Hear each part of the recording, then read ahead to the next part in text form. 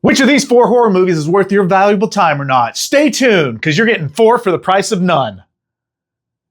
Get it? Because like this show is free to watch.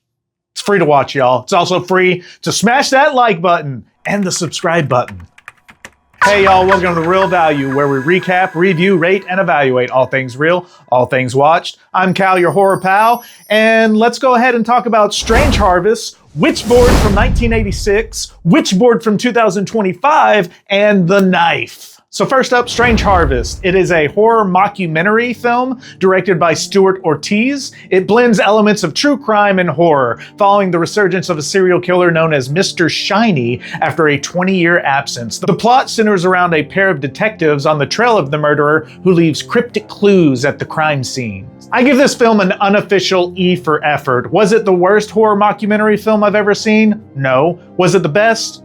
Hell no. The acting was so-so and the special effects were very B-movie grade, but I'll give it this. It kept me interested. And I know that's weird to say after kind of bashing it a little bit, but it being about a serial killer that leaves clues along the way, we as humans naturally want to solve the puzzle, so to speak. Still, I say it was real meh, with one scaredy cow for effort and atmosphere. Otherwise, not scary in the slightest. Now on to Witchboard from 1986. This almost 40-year-old movie was one of the best bad horror movies I've ever seen. Those are hard to come by for me. Either you suck and I hate you, or you're a good movie and I enjoy you. It's very rare for me to actually like a bad horror movie. I know there's a whole genre out there dedicated to this kind of flick and a whole group of people that love these type of movies. For me, they're just really hard to do and really hard to come by. And most of the time, they're not meant to be bad, right? Like a horror director or writer doesn't set out to make a bad horror movie. If they're making a horror comedy, then, you know, it might be bad in that aspect, but it's still meant to be good in such a way, you know what I mean? But sometimes they're so bad,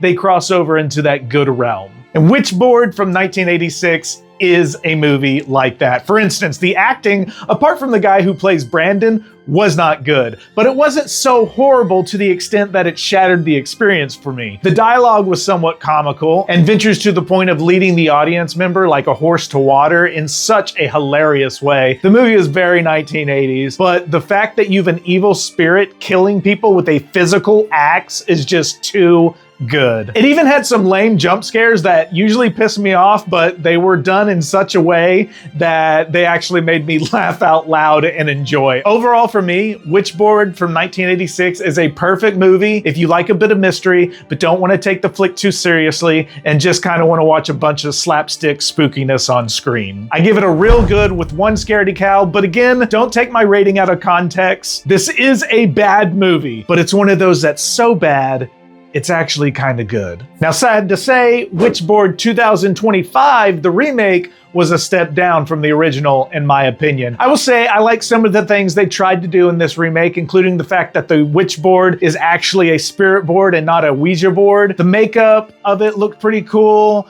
and unique, and I always thought the Ouija board in movies was a bit comical anyway. I mean, it's made by Hasbro, bros. Like, it's hard to take seriously as a gateway to a spirit world when it's just another cog in the capitalistic machine. Anyways, there were even some callbacks to the original you'll recognize if you've seen it. And another plus, Vecna is in it, playing another villain. Jamie Campbell Bower also stars in this remake. Unfortunately, he's not able to act his way into making this a good, bad flick. It's just a bad, bad flick. Whereas the original was quick-paced and fluid, and I kind of enjoyed throughout the entire movie, this one eventually stagnates, and I found myself checking my phone for the time a couple times throughout the movie. I will say that the effects are a step up in this one. I mean, it's 40 years later, right? But watching it towards the end, it felt like they ran out of a little bit of money. The plot holes are rampant. The story is pretty weak. Overall, Witchboard 2025 is real rough, y'all. One scaredy cow is me being merciful. This fucking cat. I swear. What? Either come in or not.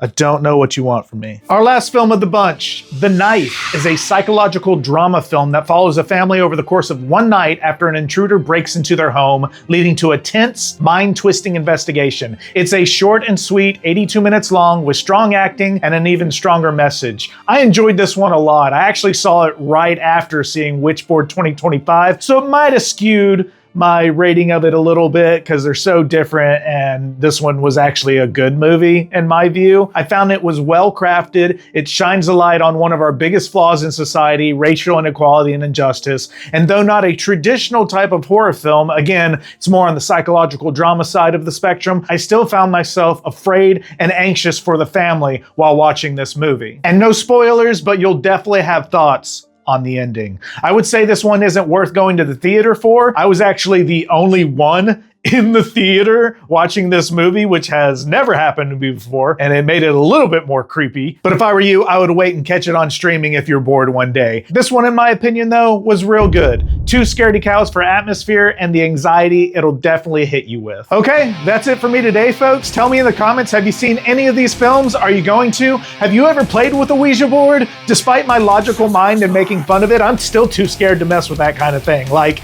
you never know. So, F that, am I right? But let me know in the comments if you've ever messed with one. I'm interested in how it turned out for you, because I ain't going near that. That's rule one. I've seen too many scary movies. Too many scary movies to even dabble in that. I don't think so. Okay, y'all, see me next time, because I can't see you. Peace. Ain't no mess with no Hasbro or not, bro. Don't think so. Dare to mock me when you're nothing but a gun, clinging to the hope that you're not fucked up when you're so fucked up.